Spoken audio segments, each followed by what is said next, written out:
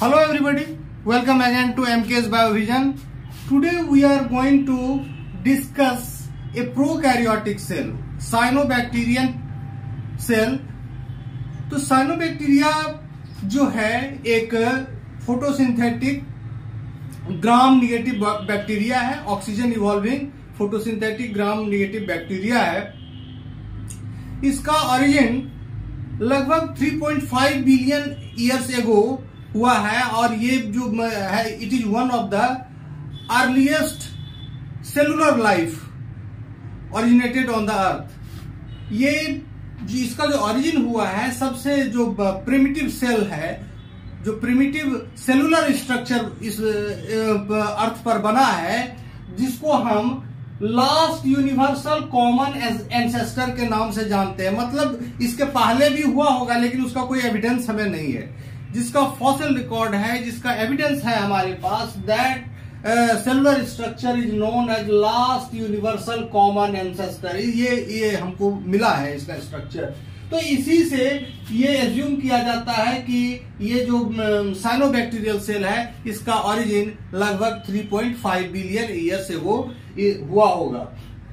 पेंक्राज and Bowen ने 1963 में इसके अल्ट्रा स्ट्रक्चर को इलेक्ट्रॉन माइक्रोस्कोप में स्टडी किया था। वैसे तो ये सेल जो है ब्लू ग्रीन कलर से लेकर ये रेड ऑरेंज और येलो कलर का दिखता है। डिफरेंट ब्लू ग्रीन एल्गा के सेल, ब्लू ग्रीन एल्गा जो है यूनिसेलुलर भी होता है, फिलामेंटस भी, और ट्राइकोम के फॉर्म में भी होता है। इसका जो यूनिसेलुलर फॉर्म है उसको इन्होंने स्टडी किया था और उसमें ये पाया क्या कि ये जो है बाहर की तरफ एक जिलेटिनस सीथ से घिरा होता है। ये जिलेटिनस सीथ पॉलीसेक्राइड्स का बना होता है और उसके अंदर पेप्टिडोग्लाइकान का लेयर होता है और सबसे अंदर सेल मेम्ब्रेन होता है। पेप्टिडोग्लाइकान जो है एक एमिनो शुगर का पॉलीमर है।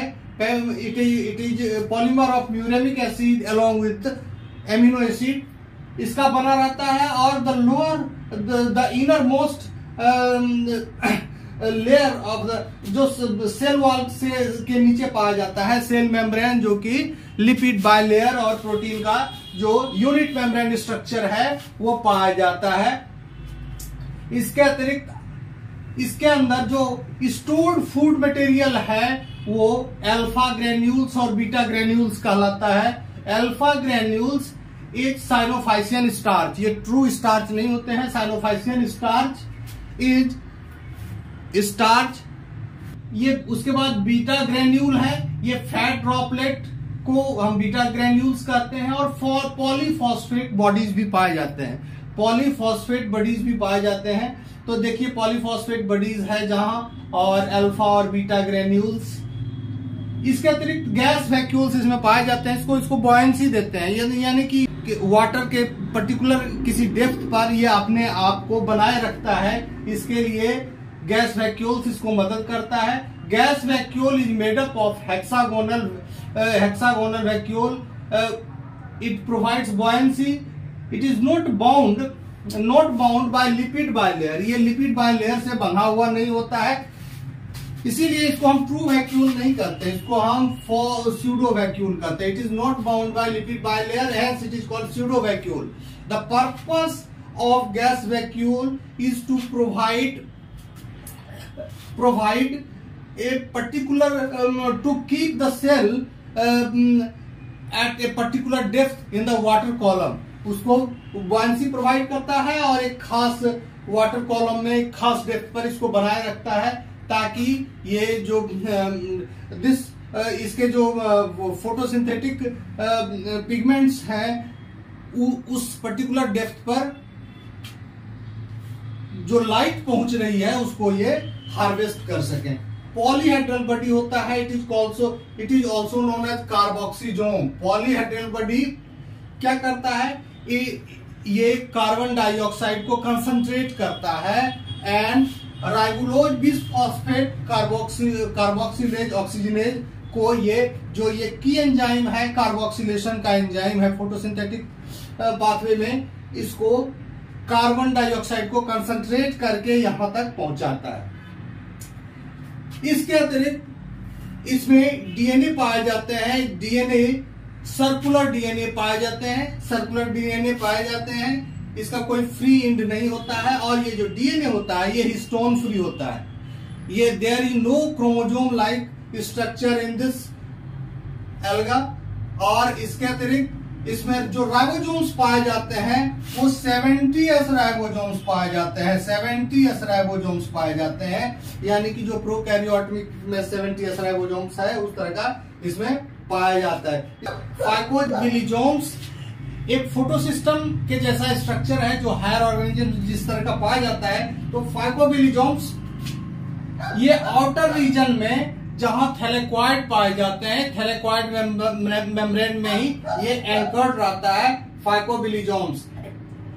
फाइकोबिलिजोम्स में एक एंटेना कॉम्प्लेक्स होता है और एक रिएक्शन सेंटर होता है। तो antenna complex which facilitates absorption and unidirectional transfer of light to chlorophyll A. Chlorophyll A क्या है? ये रिएक्शन सेंटर है, रिएक्शन सेंटर।